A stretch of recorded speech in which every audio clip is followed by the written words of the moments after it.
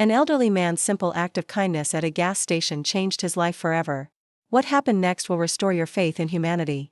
Before we jump back in, tell us where you're tuning in from, and if this story touches you, make sure you're subscribed, because tomorrow, I've saved something extra special for you. The morning sun cast long shadows across the weathered asphalt of Morrison's Quick Stop, the only gas station serving the mountain town of Millbrook, Colorado. The faded red and white sign creaked gently in the crisp autumn breeze, a testament to better days when the interstate brought steady streams of travelers through their small community. Now, with the new highway bypass completed 3 years ago, most traffic avoided Millbrook entirely, leaving the once thriving town to slowly fade into obscurity. Harold Brennan, known to everyone simply as Hal, pulled his 30-year-old pickup truck into the familiar parking spot near the station's entrance. At 73, Hal moved with the careful deliberation of someone whose body had logged decades of honest work, but his eyes still held the bright spark of someone who found joy in life's simple pleasures. His weathered hands gripped the steering wheel as he surveyed the scene before him, noting the usual morning rush of locals stopping for coffee and fuel before heading to work in the valley below.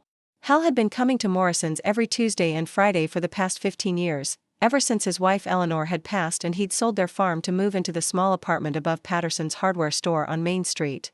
It wasn't just about the gas or the occasional snack. Morrison's had become his social hub, the place where he caught up with neighbors and maintained the connections that kept him anchored to his community. Derek Morrison, the station's owner and manager, stood behind the counter with his perpetual scowl, his thick arms crossed as he watched customers with the intensity of a hawk monitoring its territory. Derek had inherited the business from his father 5 years ago, and unlike the elder Morrison who had treated every customer like family, Derek viewed each transaction through the lens of profit margins and efficiency. The mounting pressures of declining sales, increasing supplier costs, and competition from the megastations near the highway had hardened him into someone who saw sentiment as a luxury he couldn't afford. Tyler, the young part-time employee, worked the register with nervous energy, constantly glancing toward Derek for approval. At 19, Tyler was saving money for community college while helping support his single mother and younger sister. The job at Morrison's was one of the few opportunities available to someone his age in Millbrook, and he couldn't afford to lose it, despite Derek's increasingly demanding and sometimes unreasonable expectations. Hal pushed through the glass doors, the familiar chime announcing his arrival. The interior of the station bore the marks of delayed maintenance, fluorescent lights that flickered intermittently, linoleum floors worn thin in high-traffic areas, and shelves that had seen better days. Yet for Hal, this place held a warmth that transcended its physical shortcomings. This was where old Pete used to hold court every morning, regaling anyone who would listen with stories from his days working the railroad. This was where he'd first met Mrs. Valdez after she'd moved to town, bonding over their shared love of crossword puzzles while waiting in line for coffee. As Hal made his way toward the coffee station, he noticed the subtle changes that had been accumulating over recent months. The selection of goods had been reduced, with empty spaces on shelves that were once fully stocked. The coffee setup, once a point of pride for the elder Morrison, now consisted of a single pot with a handwritten sign declaring that refills cost extra. These small economies painted a picture of a business struggling to survive in an increasingly difficult market. Hal poured his coffee into a paper cup, adding the 2 sugars and splash of cream that had become his ritual. The bitter warmth provided comfort on these crisp October mornings when the mountain air carried hints of the winter to come. He selected a local newspaper from the rack, knowing that Derek charged 50 cents more than the grocery store, but understanding that these small gestures of loyalty mattered to struggling businesses. At the counter, Tyler greeted him with a genuine smile that hadn't yet been worn down by the pressures of working retail. The young man had always been respectful to Hal, often asking about his experiences working construction in Denver during the boom years of the 80s. These brief conversations had become highlights of Hal's routine visits, reminders that curiosity and respect still existed among the younger generation. Derek watched the interaction with impatience, his fingers drumming on the counter as he calculated the lost efficiency of Tyler engaging in conversation with customers. In Derek's view, every minute spent chatting was a minute that could be used more productively, either serving additional customers or performing other tasks that kept the station running. He had repeatedly warned Tyler about the importance of moving customers through quickly, especially during busy periods. The morning proceeded with its usual rhythm as other regulars filtered through.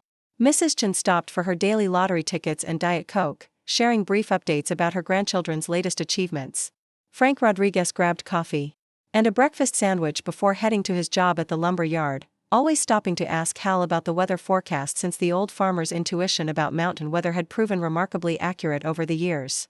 These interactions represented more than mere commercial transactions, they were the threads that wove the social fabric of a small community together.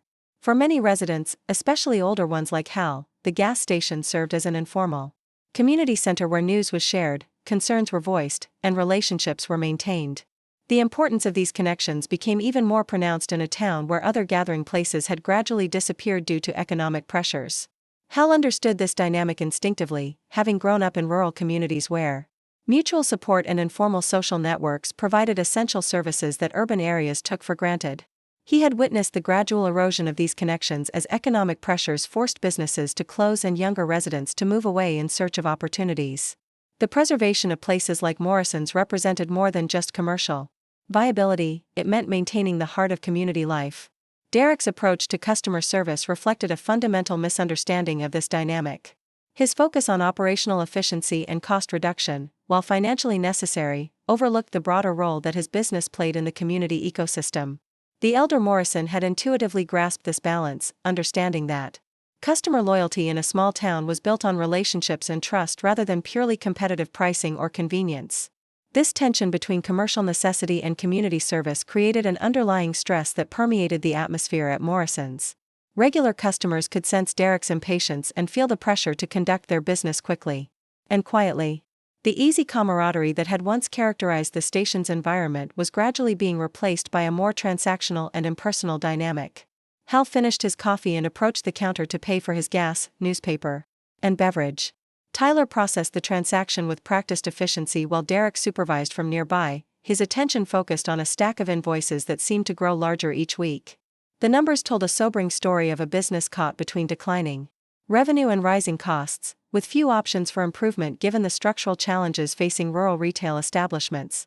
As Hal prepared to leave, he paused to examine a bulletin board near the entrance where community members posted announcements about local events, items for sale, and services needed.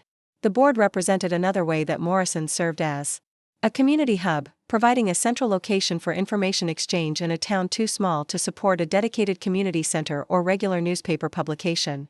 Among the usual postings about church suppers and garage sales, Hal noticed several new announcements that reflected the economic pressures facing the community.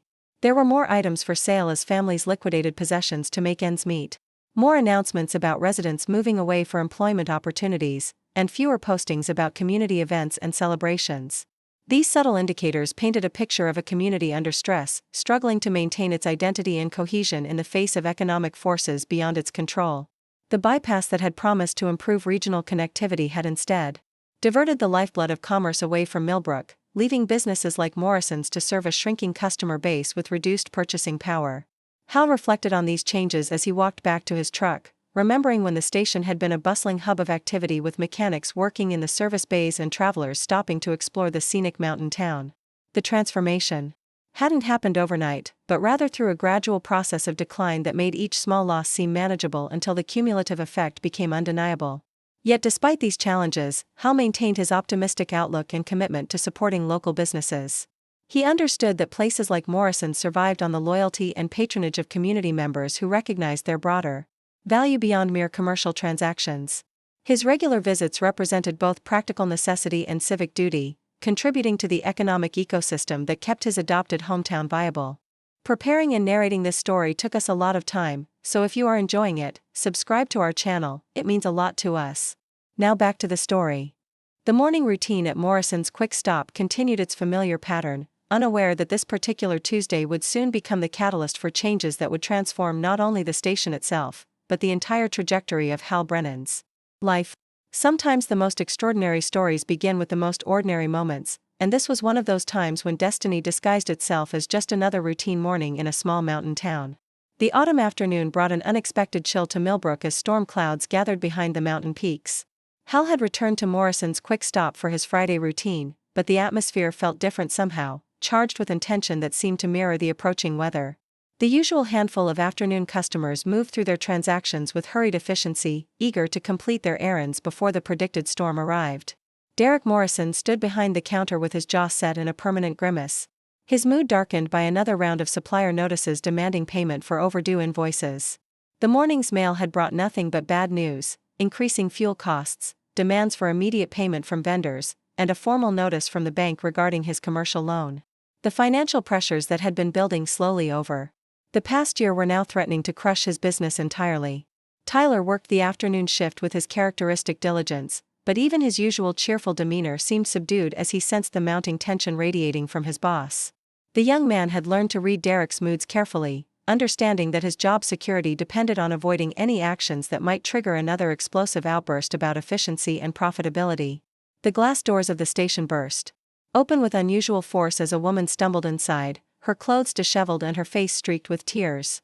She appeared to be in her mid-30s, with shoulder-length brown hair that hung limply around her face and eyes red from crying. Her hands shook as she clutched a worn purse against her chest, and her breathing came in short, panicked gasps that suggested she was barely holding herself together. Angela Martinez had been driving for 6 hours straight, fleeing an abusive relationship in Denver with nothing but the clothes on her back and $47 in cash. Her car, a 15-year-old sedan that had seen better days, was running on fumes, and she had hoped to reach the women's shelter in Grand Junction before running out of gas. But the mountain roads had proven more challenging than expected, and her fuel gauge now hovered dangerously close to empty. Behind Angela, 2 small children clung to her legs with the wide-eyed fear of youngsters who sensed their mother's distress without fully understanding its source. Maria, age 6, pressed her face against her mother's worn jeans while clutching a stuffed rabbit that had lost most of its fur through countless nights of being held tightly during fearful moments. Little Carlos, barely 4 years old, sucked his thumb while his free hand maintained a death grip on his mother's belt loop. The sight of this desperate family triggered something protective in Hal's chest, a feeling he remembered from his own childhood when his father had taken in travelers stranded by sudden mountain storms. Eleanor had possessed the same instinct, always finding room at their dinner table for anyone who needed a meal or a safe place to rest. Those memories flooded back as he watched Angela struggle to compose herself while approaching the counter.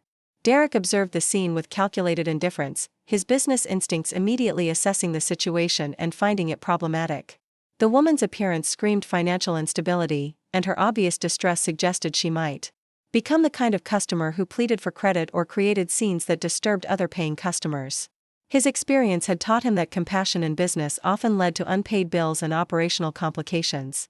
Angela approached the counter with hesitant steps, her voice barely above a whisper as she addressed Tyler.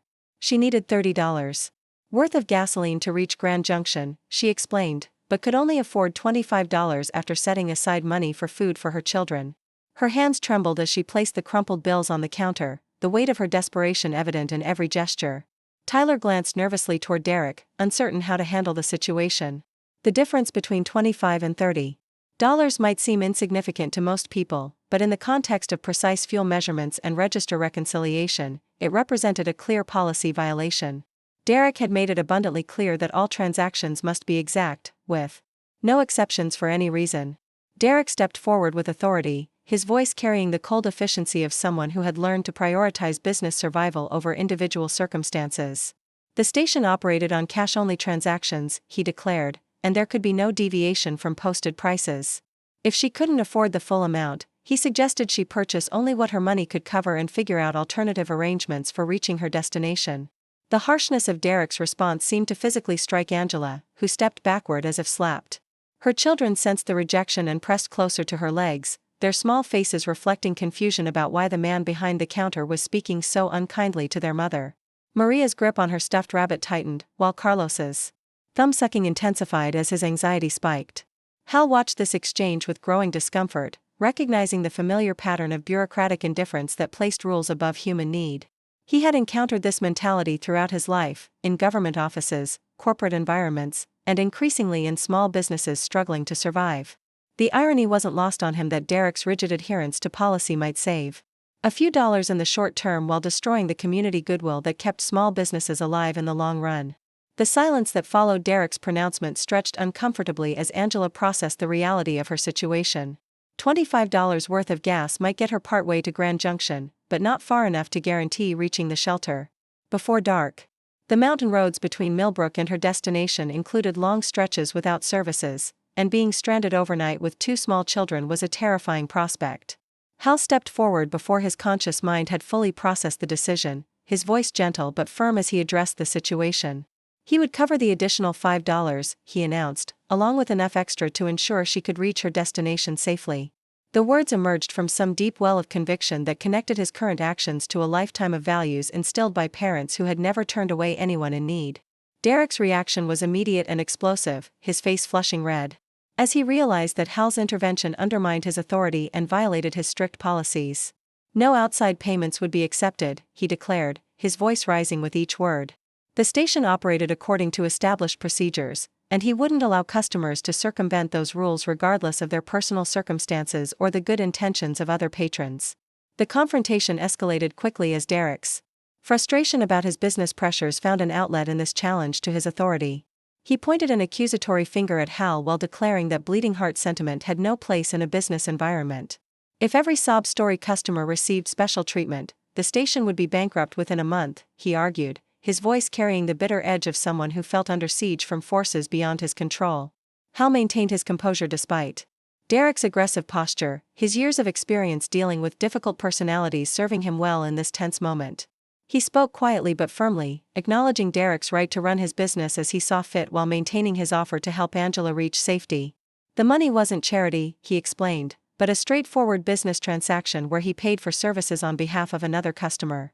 Tyler watched the confrontation with growing anxiety, torn between his natural sympathy for the distressed woman and his fear of losing his job if he took any action that contradicted Derek's instructions. Other customers in the store had stopped their shopping to observe the scene, their faces reflecting various degrees of discomfort, sympathy, and curiosity about how the situation would resolve. Angela stood frozen between the two men, her children clinging to her with increasing desperation as they sensed the adult conflict swirling around them. She attempted to defuse the situation by offering to leave and find another solution, but her voice cracked with exhaustion and fear as she spoke. The prospect of driving further on minimal fuel with no guarantee of finding another station before dark terrified her, but she was equally frightened of becoming the center of additional conflict. Derek's response revealed the depth of his frustration, and the extent to which financial pressure had eroded his capacity for empathy.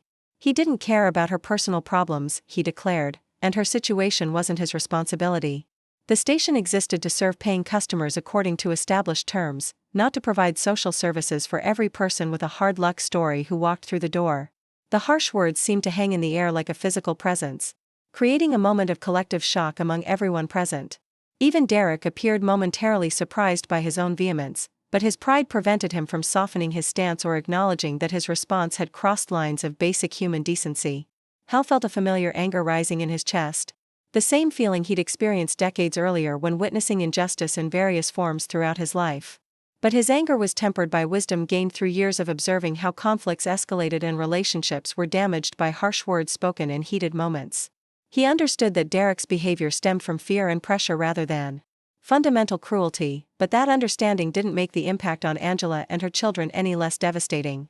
The decision crystallized in Hal's mind with sudden clarity, connecting his current choice to a lifetime of values that prioritized human dignity over convenience or profit. He walked directly to the fuel pump, inserted his credit card, and began filling Angela's tank while maintaining steady eye contact with Derek through the station's windows. His movements were deliberate and unhurried, communicating through action what words had failed to accomplish. Derek exploded from behind the counter, rushing outside to confront Hal directly while shouting about trespassing and unauthorized use of station facilities. His face had turned an alarming shade of purple, and his hands shook with rage as he demanded that Hal stop the fuel flow immediately. The scene attracted attention from passing vehicles, with several drivers slowing to observe the unusual spectacle of two elderly men in heated conflict at a gas station. Hal continued pumping gas with steady determination, his voice calm despite Derek's escalating threats. He had paid for the fuel with his own credit card, he pointed out, making this a legitimate commercial transaction that Derek had no grounds to prevent. The fuel was going into a customer's vehicle with proper payment rendered, satisfying all legal and business requirements regardless of Derek's personal objections to the arrangement. The logic of Hal's position only seemed to inflame Derek further, who recognized that his authority was being challenged in a way that exposed the arbitrary nature of his rules. He threatened to call the police, to ban Hal from the station permanently, and to pursue legal action for what he characterized as interference with his business operations. Each threat grew more extreme as Derek realized that his power to control the situation was slipping away. Angela watched from inside the station with tears streaming down her face, overwhelmed by the kindness of a stranger who was willing to face conflict on behalf of people he had never met. Her children pressed against the window, their small faces reflecting confusion about why the nice old man was helping them while the store man seemed so angry about everything. Other customers began taking sides in the conflict, with some expressing support for Hal's humanitarian gesture while others worried about the precedent of undermining business policies. The station became a microcosm of larger societal debates about individual responsibility, community obligation, and the role of compassion in commercial environments. Tyler stood paralyzed behind the counter, his young mind struggling to process a situation that required him to choose between his economic survival and his moral instincts. He could see that Derek's behavior was wrong, but he also understood that supporting Hal's actions might cost him his job and his family's financial stability. The weight of adult responsibilities pressed down on his 19-year-old shoulders. As he watched the confrontation unfold, the fuel pump clicked off as Angela's tank reached capacity, the sound seeming unnaturally loud in the charged atmosphere surrounding the station. Hal replaced the nozzle with the same deliberate care he had shown throughout the process, his actions serving as a quiet statement about maintaining dignity even in contentious circumstances. Derek's final ultimatum came with the force of desperation, rather than authority. Hal was banned from the station permanently, he declared, and if he ever returned, the police would be called immediately. The words carried the bitter taste of a man who knew he had lost moral authority but refused to acknowledge his defeat openly. Hal nodded with quiet acceptance, understanding that his actions had consequences but feeling no regret about his choice. He approached Angela's car as she prepared to leave, offering gentle words of encouragement and directions to the safest route toward Grand Junction. His kindness toward her children, kneeling to their level to wish them well on their journey, provided a stark contrast to the hostility they had just witnessed. As Angela's car disappeared around the mountain curve, Derek returned to his station with the hollow victory of someone who had won a battle while losing something far more valuable. The other customers completed their transactions in uncomfortable silence, the atmosphere forever changed by what they had witnessed. Hal drove away from Morrison's quick stop for what he believed would be the final time, his rearview mirror reflecting a place that had once felt like home but now seemed foreign and cold. He had made his choice based on principles that ran deeper than convenience or social acceptance, and he was prepared to live with whatever consequences followed. The silence in Hal's apartment above Patterson's hardware store felt heavier than usual as he sat in his worn recliner, staring out the window at the main street below. 3 days had passed since the confrontation at Morrison's quick stop, and the weight of his exile from the community gathering place pressed down on him like a physical burden. The morning routine that had anchored his weeks for 15 years was now broken, leaving him adrift in a sea of unstructured time and growing isolation. Mrs. Patricia Valdez knocked softly on his door that Thursday morning, her weathered face creased with concern as she entered carrying a thermos of coffee and a plate of homemade empanadas. She had heard about the incident through the intricate network of small-town gossip that connected every household in Millbrook, and the story had spread with the speed and distortion typical of rural communities where news traveled faster than facts. Patricia settled into the kitchen chair across from Hal, her dark eyes studying his face with the practiced assessment of someone who had raised 6 children and understood the subtle signs of emotional distress. She had known Hal since his arrival in Millbrook after Eleanor's death, and had watched him gradually rebuild his life around the simple routines that gave structure to his days. The disruption of those patterns worried her more than she was willing to admit openly. According to Patricia's sources, which included her daughter who worked at the post office and her nephew who delivered bread to local businesses, Derek Morrison had been telling anyone who would listen that Hal was a troublemaker who had disrupted his business and interfered with legitimate commercial operations. The story, as Derek told it, painted Hal as an aging busybody who had overstepped boundaries and created chaos where none was needed. But Patricia had also heard other versions of events from customers who had witnessed the confrontation, and their accounts painted a very different picture of what had transpired at the gas station. These witnesses described Derek's cruel treatment of a desperate woman with children, and Hal's compassionate response to an obvious humanitarian crisis. The contrast between these narratives created a divide in the community that reflected deeper tensions about values, responsibility, and the proper role of business in society. Hal listened to Patricia's reports with growing dismay, not because he regretted his actions, but because he realized how his banishment from Morrison's was creating ripple effects throughout the small community. Several other elderly residents had expressed concern about where they would socialize now that Hal was no longer welcome at the station's informal morning gatherings. The loss of even one regular participant threatened to unravel the delicate social ecosystem that kept isolated seniors connected to their neighbors. Frank Rodriguez stopped by that afternoon, his calloused hands twisting his baseball cap nervously as he struggled to find words for the awkward conversation he felt compelled to have. Frank had witnessed the entire incident at Morrison's and felt torn between his sympathy for Hal's noble intentions and his practical need to maintain access to the only convenient fuel source in town. As a contractor who drove throughout the region for work, Frank couldn't afford to antagonize Derek and risk being banned from the station himself.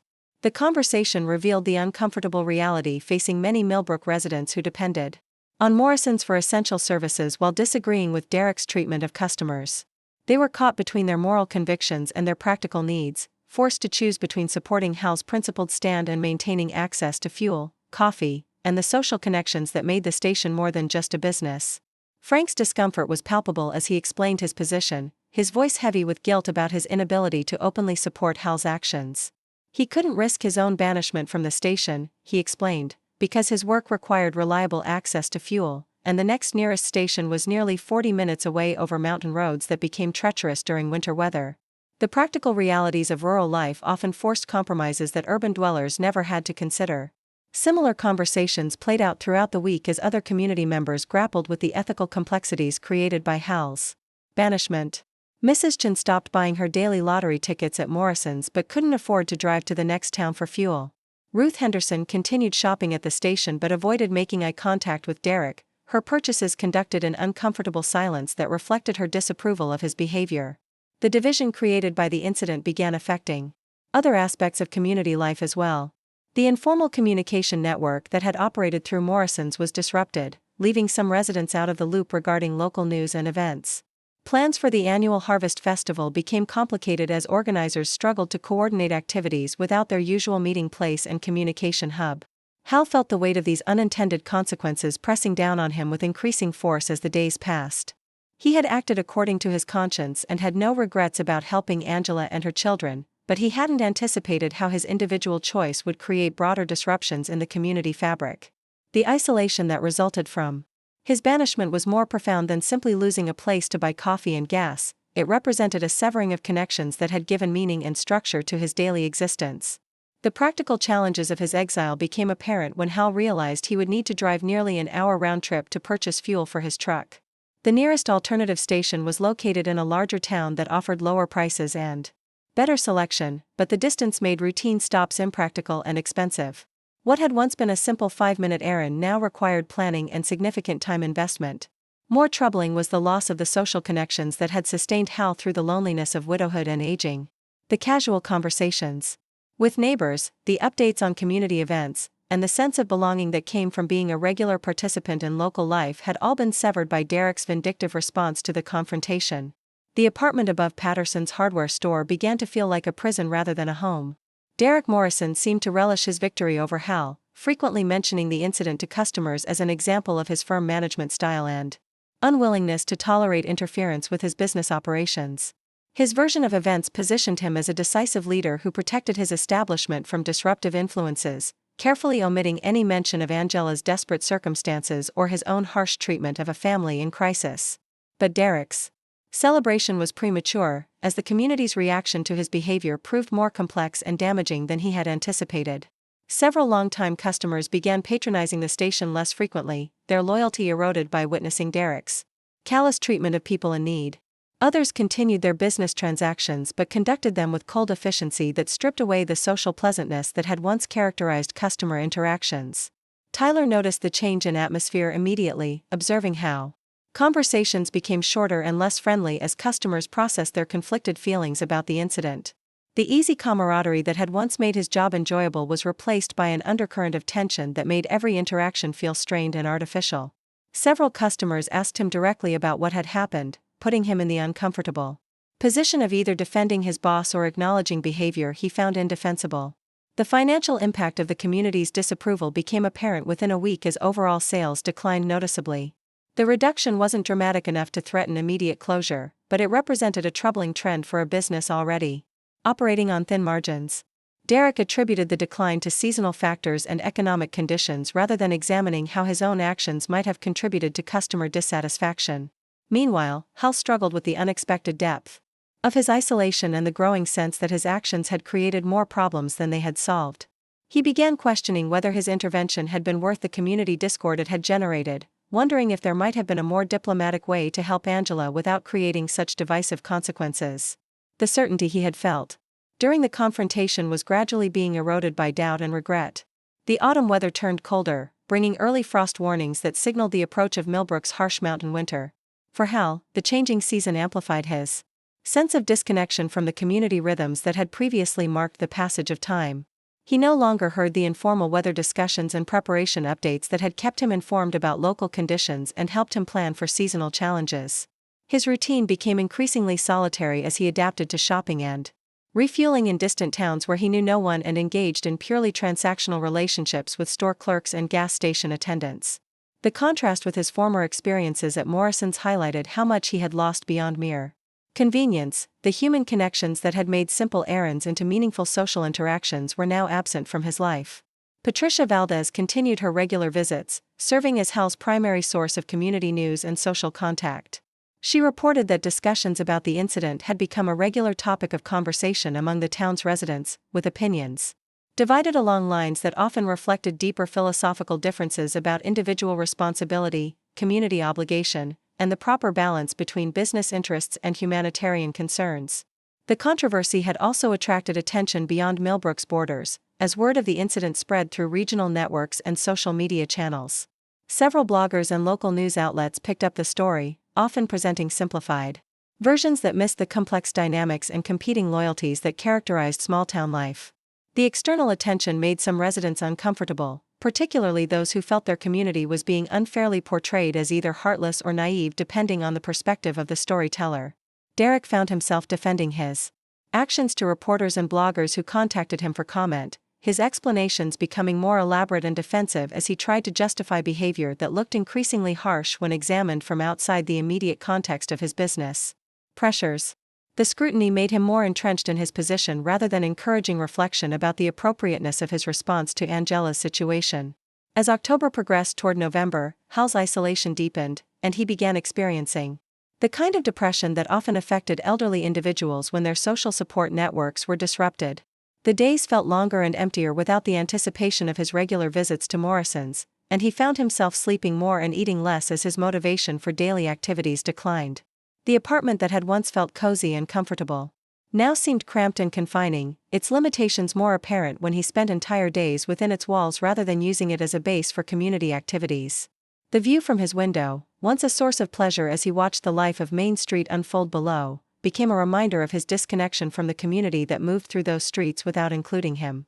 Mrs. Valdez grew increasingly concerned about Hal's emotional state, recognizing the signs of social isolation and depression that she had observed in other elderly community members who had lost their connections to local social networks.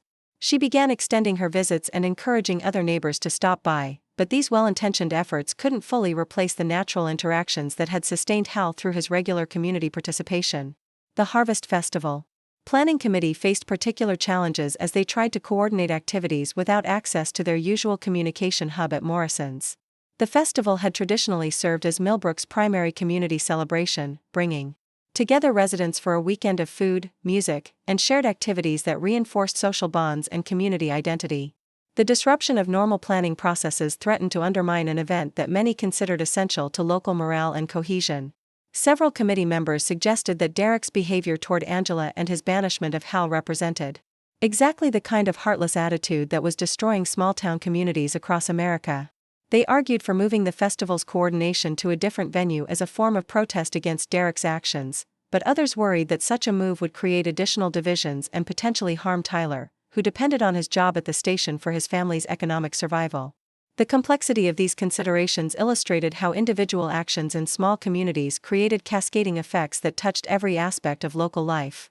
Hal's choice to help Angela had been morally clear and personally satisfying, but the consequences extended far beyond the immediate participants to affect community relationships, economic patterns, and social structures that had developed over years of shared experience. As November approached and the first snow warnings appeared in weather forecasts, Hal sat in his apartment contemplating a winter of isolation that stretched ahead like an emotional tundra. The community connections that had sustained him through previous winters were severed, leaving him to face the long, dark months with only sporadic visits from concerned neighbors to break the monotony of solitary days. The irony wasn't lost on him that his act of compassion toward strangers had resulted in his own social exile, but he still couldn't bring himself to regret helping Angela and her children reach safety. The knowledge that they had arrived safely At the shelter in Grand Junction provided some comfort during his darkest moments, even though he would never know what happened to them afterward or whether his intervention had truly made a lasting difference in their lives. The approaching winter seemed to mirror his emotional state, promising months of cold isolation that would test his resilience and challenge his faith in the ultimate value of doing what was right regardless of personal cost. The community that had once embraced him as family now felt foreign and unwelcoming, changed by conflicts that had revealed fault lines and contradictions that had previously remained hidden beneath the surface of small-town politeness. The morning of November 15th dawned crisp and clear over Millbrook, with the kind of mountain sunlight that made the autumn landscape shimmer like gold leaf scattered across the valley floor. Hal sat at his kitchen table nursing his third cup of coffee, the silence of his apartment broken only by the occasional rumble of delivery trucks navigating Main Street below. He had been awake since 5 o'clock, unable to sleep through another restless night filled with dreams of Eleanor and memories of better times when his place in the community felt secure and valued. The sound that first caught his attention was subtle, a low, rhythmic thumping that seemed to emanate from somewhere beyond the usual traffic noise of the small mountain town. Hal initially dismissed it as construction equipment from one of the road projects that had been plaguing the region all summer, but the sound grew steadily louder and more distinct, developing into something he couldn't quite identify but that triggered a vague sense of unease. Mrs. Valdez had mentioned during her visit the previous evening that some kind of important visitor was expected in town, though she couldn't provide specific details about who it might be or why their arrival would matter to ordinary residents. The rumor mill that operated through her extensive network of relatives and friends had been buzzing with speculation about government officials, business investors, or perhaps celebrities seeking mountain retreats away from urban chaos. The rhythmic thumping grew louder still, now clearly recognizable as the distinctive sound of helicopter rotors cutting through the thin mountain air. Hal moved to his window, pressing his face against the glass to scan the sky above Millbrook's modest skyline. The sight that greeted him defied every expectation he might have formed about unusual visitors to their remote community. 3 helicopters moved in precise formation across the mountain valley, their sleek profiles and coordinated flight patterns suggesting military precision or corporate importance far beyond anything Millbrook had ever witnessed. The lead aircraft was larger than the others, painted in deep blue with gold accents that caught the morning sunlight as it banked toward the open field behind the volunteer fire department building. The 2 smaller helicopters flanked it like escorts, their presence adding an air of ceremony and significance to what was clearly a carefully planned arrival. Throughout the town, residents emerged from their homes and businesses to witness the unprecedented spectacle. Children pressed their faces against school bus windows as the vehicles passed beneath the helicopter formation, while shop owners stepped onto sidewalks to crane their necks skyward in amazement. The sound of the rotors echoed off the mountain walls, amplifying the dramatic effect and ensuring that no one in Millbrook could remain unaware of this extraordinary visitation. Derek Morrison stood outside his gas station with his mouth agape, temporarily forgetting his perpetual scowl as he watched the helicopters circle the town with obvious intent to land. The implications of such an arrival at his struggling business location had his mind racing through possibilities, perhaps a film crew scouting locations, or wealthy tourists seeking authentic mountain experiences, or even government officials investigating some unknown issue that could affect local businesses. The helicopters settled onto the improvised landing zone with practiced efficiency, their rotors gradually slowing as clouds of dust and debris swirled around the landing site. Ground crews that had seemingly materialized from nowhere worked quickly to secure the aircraft and establish a perimeter, their professional demeanor and coordinated movements suggesting extensive advance planning for this moment. From the largest helicopter emerged a small entourage of individuals whose appearance immediately marked them as outsiders of significant importance. The first to exit was a woman in her early 40s, tall and elegant with auburn hair pulled back in a sophisticated style that spoke of expensive styling and meticulous attention to detail. Her business suit was clearly tailored, cut from fabrics that probably cost more than most Millbrook residents spent on clothing in an entire year. Victoria Sterling moved with the confident grace of someone accustomed to command and authority, her presence commanding attention even from a distance. She was followed by several individuals who were obviously staff members or advisors, their movements deferential but efficient as they coordinated the logistics of the arrival and prepared for whatever activities had brought them to this remote mountain community. The entourage included Marcus Webb, Victoria's chief of staff, whose tablet and smartphone were in constant use as he managed the complex scheduling and communication requirements of someone whose decisions affected thousands of employees and millions of dollars in business operations. Behind him came legal advisors, security personnel, and various specialists whose specific roles remained unclear but whose presence suggested the serious nature of whatever business had brought Victoria Sterling to Millbrook. Local officials scrambled to respond to the unexpected arrival, with Mayor Thompson hastily donning his best suit and racing to the landing site to greet visitors whose importance was obvious even if their specific identity and purpose remained mysterious. The volunteer fire chief worried about protocol and liability issues related to the unauthorized use of their training field as a helicopter landing zone, while the sheriff wondered whether he should be investigating potential security threats or simply managing crowd control. Word of the arrival spread through Millbrook with the speed of wildfire in dry grass, reaching every household and business within minutes through the interconnected communication network that made privacy nearly impossible in small-town environments. Speculation ran wild about the identity of the visitors and their purpose in choosing Millbrook as a destination, with theories ranging from the plausible to the fantastical. Victoria Sterling's reputation as one of the most influential business leaders in the western United States was well established in financial and corporate circles, though her name meant little to most Millbrook residents who followed local rather than national business news. Her father had built Sterling Enterprises from a small regional operation into a multi-billion-dollar conglomerate with interests spanning energy, real estate, technology, and philanthropy, and Victoria had assumed leadership of the company following his retirement 3 years earlier. The Sterling family's wealth was legendary, built through generations of strategic investments, innovative business practices, and an uncanny ability to identify emerging opportunities before they became obvious to competitors. Victoria herself was known for her hands-on management style and her commitment to social responsibility initiatives that went far beyond the typical corporate charity programs that most large companies used for public relations purposes. The entourage made its way through downtown Millbrook with purposeful direction, their route clearly planned in advance rather than exploratory. Local residents lined the sidewalks to observe the procession, many holding smartphones to document the unprecedented event for social media posts that would undoubtedly generate significant attention for their small community. Mrs. Chen abandoned her post office duties to join the growing crowd, while Frank Rodriguez left his construction site to follow the mysterious visitors whose presence had transformed an ordinary Tuesday morning into something resembling a presidential motorcade visit. Even students at the elementary school pressed against classroom windows to catch glimpses of the important strangers whose arrival had created such excitement throughout the town. Victoria Sterling's destination became clear as the entourage approached Patterson's hardware store, their route taking them directly toward the building where Hal's apartment occupied the second floor. The sight of such obviously important individuals heading toward his modest dwelling filled Hal with confusion and growing anxiety about what possible business they could have with a retired construction worker who had recently become a social outcast in his own community. The knock on his door came with gentle firmness, neither demanding nor apologetic but conveying a sense of purpose that made postponement or avoidance impossible. Hal opened the door to find Victoria Sterling standing in his doorway, her presence somehow managing to make his humble apartment feel both smaller and more significant simultaneously. Behind her, Marcus Webb and several other staff members waited respectfully, their attention focused but not intrusive.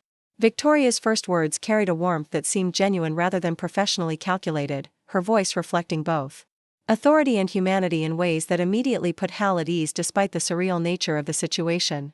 She introduced herself simply as Victoria, omitting titles or corporate affiliations that might have created additional barriers to natural conversation. The explanation that followed challenged every assumption Hal had formed about his recent experiences and their ultimate significance. Victoria explained that Angela Martinez, the desperate mother he had helped at Morrison's gas station, was her personal assistant and close friend whose abusive relationship had created dangers that threatened not only Angela's safety but potentially that of her children as well. Angela had been working for Sterling Enterprises for 6 years, initially hired as a temporary receptionist but gradually proving herself through intelligence, reliability, and dedication that earned her increasing responsibilities and Victoria's personal trust. When Angela's domestic situation deteriorated to the point where she feared for her life, Victoria had helped arrange her escape and had been coordinating her relocation to a safe location with new employment and housing arrangements. The plan had called for Angela to drive directly to Grand Junction without stops, where Victoria's security team would have met her and ensured her safe transition to a new life far from her abuser's reach. But Angela's elderly car had consumed more fuel than anticipated on the mountain roads, forcing the unplanned stop at Morrison's that had led to her encounter with Derek's cruelty and Hal's compassionate intervention. Victoria's security team had been tracking Angela's progress through GPS technology built into her company phone, and they had witnessed the entire confrontation at Morrison's through traffic cameras and other surveillance methods that were part of their comprehensive protection protocols. They had observed Derek's harsh treatment of Angela and her children, followed by Hal's immediate response and his willingness to face conflict in order to help strangers in desperate circumstances. The revelation that his spontaneous act of kindness had been observed and documented by professional security personnel added layers of complexity to Hal's understanding of the situation that challenged his assumptions about privacy, surveillance, and the interconnected nature of modern life. The knowledge that powerful individuals had been watching his actions without his awareness felt both unsettling and validating, particularly given the isolation he had experienced since the incident. Victoria continued her explanation with details that demonstrated the thorough investigation her team had conducted into Hal's background, his community standing, and the circumstances that had led to his banishment from Morrison's gas station. They had interviewed community members, reviewed security footage from multiple sources, and compiled a comprehensive profile that revealed not only his actions during the incident but his broader character and his historical role within Millbrook's social fabric. The investigation had revealed Derek Morrison's financial struggles, his increasing desperation as his business faced mounting pressures, and his pattern of treating customers with growing hostility as he prioritized short-term revenue over long-term community relationships. Victoria's team had also documented the community's divided response to the incident and the social isolation that Hal had experienced as a consequence of his moral stand.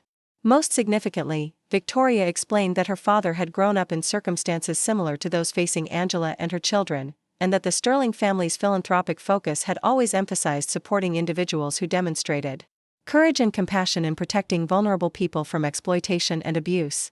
Hal's actions at Morrison's represented exactly the kind of moral courage that the Sterling Foundation sought to recognize and reward through their various charitable initiatives. The conversation that followed revealed Victoria's deep understanding of small-town dynamics and the complex social pressures that made moral choices particularly difficult in communities where economic opportunities were limited and social ostracism could have devastating consequences.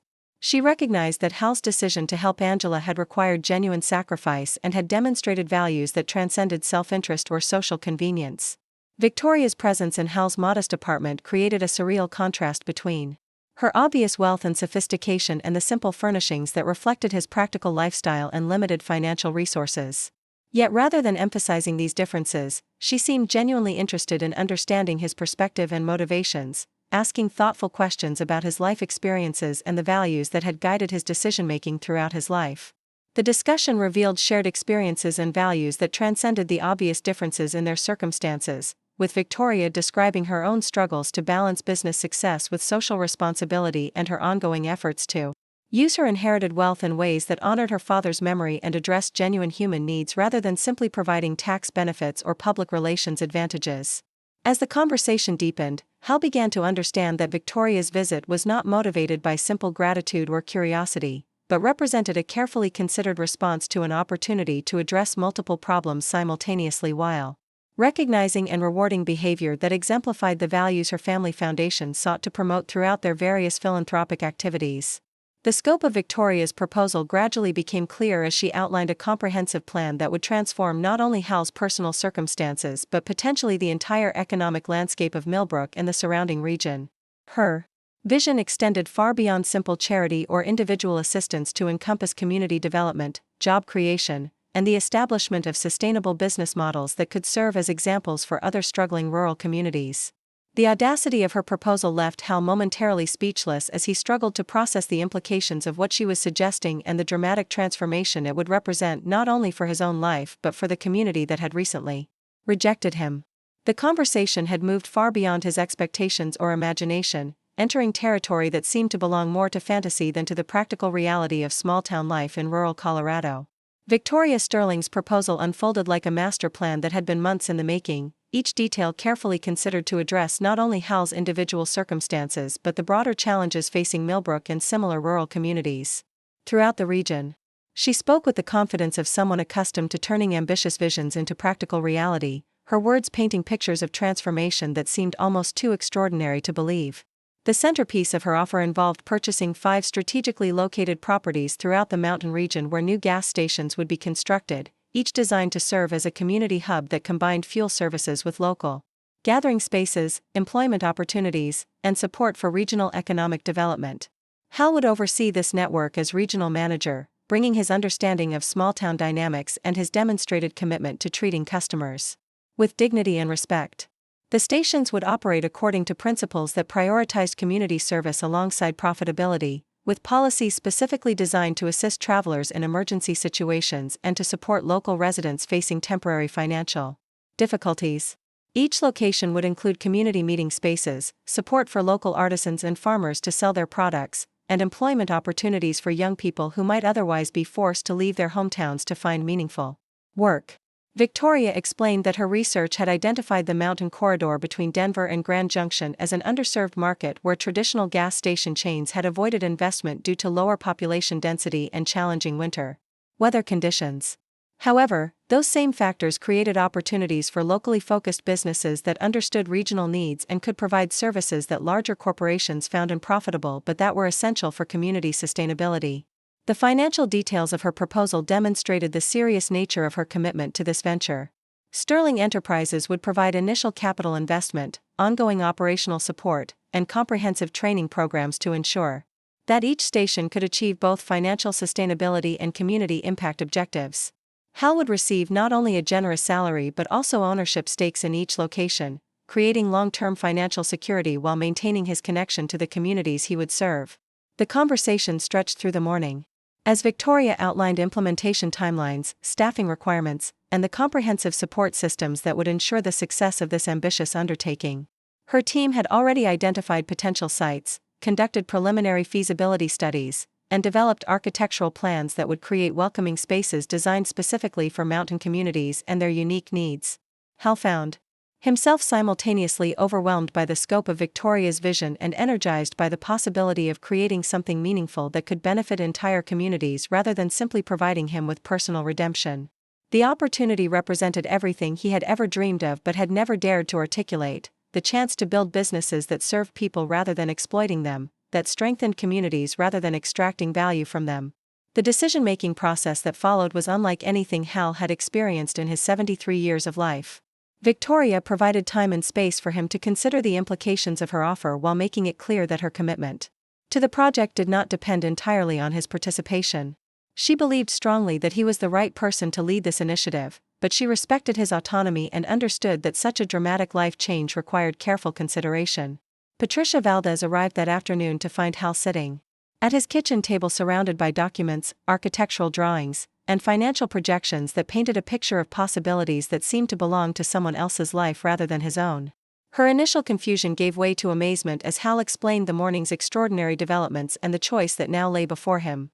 The magnitude of the opportunity was difficult for either of them to fully comprehend, particularly given the isolation and despair that had characterized Hal's life just hours earlier. The contrast between his circumstances at dawn and the possibilities presented by evening felt almost surreal, as though he had somehow stepped through a portal into an alternate reality where kindness was rewarded rather than punished. Patricia's practical nature asserted itself as she helped Hal analyze the proposal from multiple angles, examining both the opportunities and the potential challenges that would accompany such a dramatic transformation of his life and circumstances. Her questions helped him think through implications he might have overlooked in his initial excitement, particularly regarding the responsibilities and pressures that would accompany success on such a significant scale.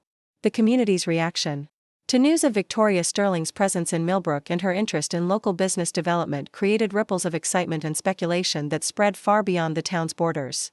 Regional newspapers picked up the story, business publications began analyzing the potential implications for rural economic development, and social media discussions proliferated as people debated the significance of major corporate investment in previously overlooked communities. Derek Morrison found himself in the uncomfortable position of trying to explain his treatment of the woman who turned out to be connected to one of the most powerful business leaders in the western United States.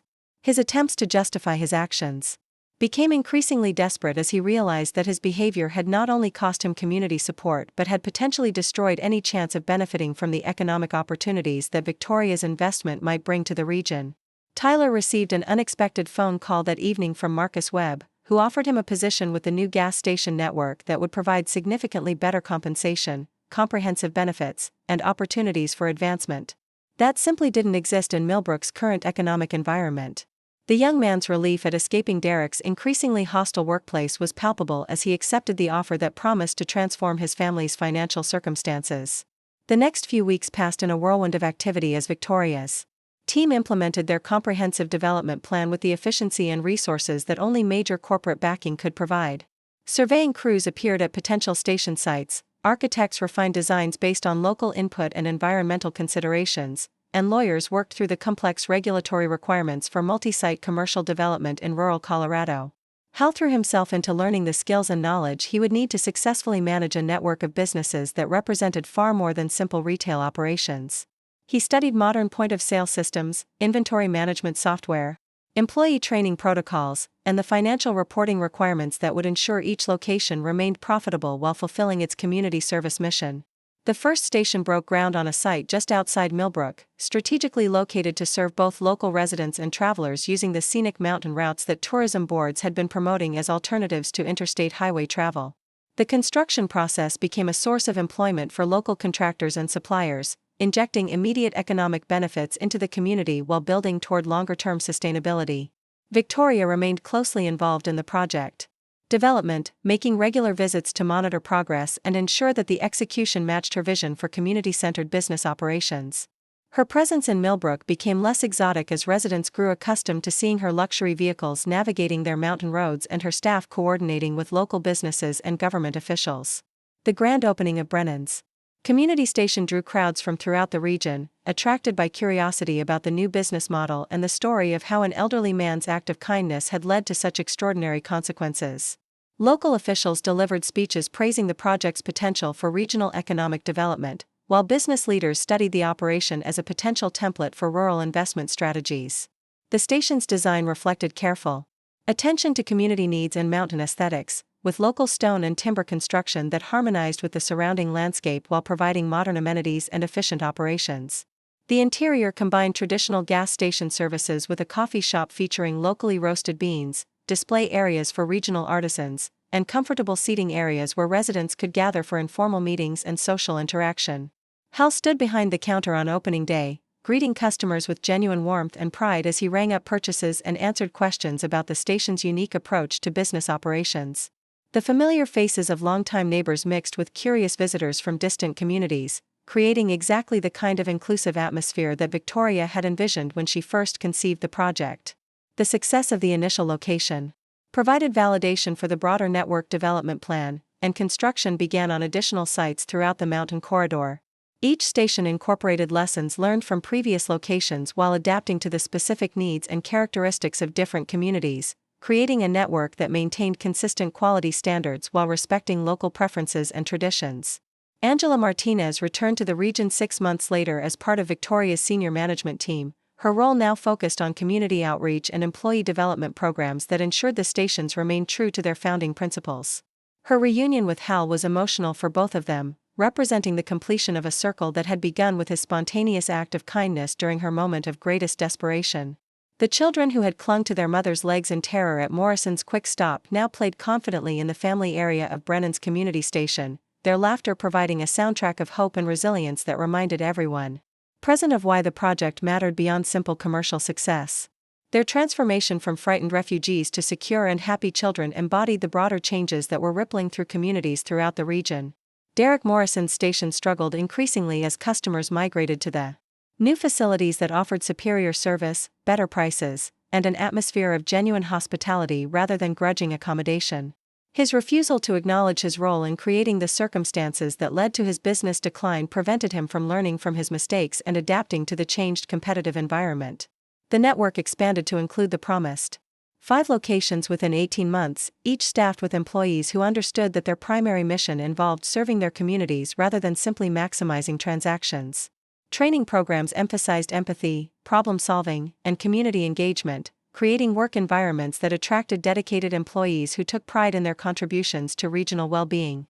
Hal's transformation from isolated retiree to successful business leader became a source of inspiration throughout the region, demonstrating that age and circumstances need not limit one's potential for growth and contribution. His story was featured in business publications, community development journals, and motivational speaking events that highlighted the power of moral courage and the unexpected ways that kindness could be rewarded. The financial success of the station network exceeded even Victoria's optimistic projections, proving that businesses built on principles of community service and employee dignity could achieve sustainable profitability while creating broader social benefits. The model attracted attention from economic development professionals, social entrepreneurs, and corporate leaders seeking to balance profit motives with social responsibility objectives. Years later, as Hal celebrated his 80th birthday surrounded by friends, employees, and community members whose lives had been touched by the ripple effects of his original act of kindness, he reflected on the extraordinary journey that had transformed not only his own circumstances but the entire economic landscape of his adopted region. The simple decision to help a desperate mother and her children had unleashed forces of change that continued to benefit thousands of people in ways he could never have anticipated. The legacy of Brennan's community stations extended far beyond their commercial success to encompass a demonstration that business could be a force for community building and social justice when guided by leaders who prioritized human dignity over pure profit maximization. The network became a model studied by business schools, replicated by other entrepreneurs, and celebrated by communities that had discovered new possibilities for sustainable rural economic development. Hal's story proved that individual actions motivated by compassion and moral courage could create transformation on scales far beyond their immediate impact, and that sometimes the greatest rewards came not from seeking personal advantage but from simply doing what was right when circumstances demanded moral courage over social convenience. Up next, you've got 2 more standout stories right on your screen. If this one hit the mark, you won't want to pass these up. Just click and check them out.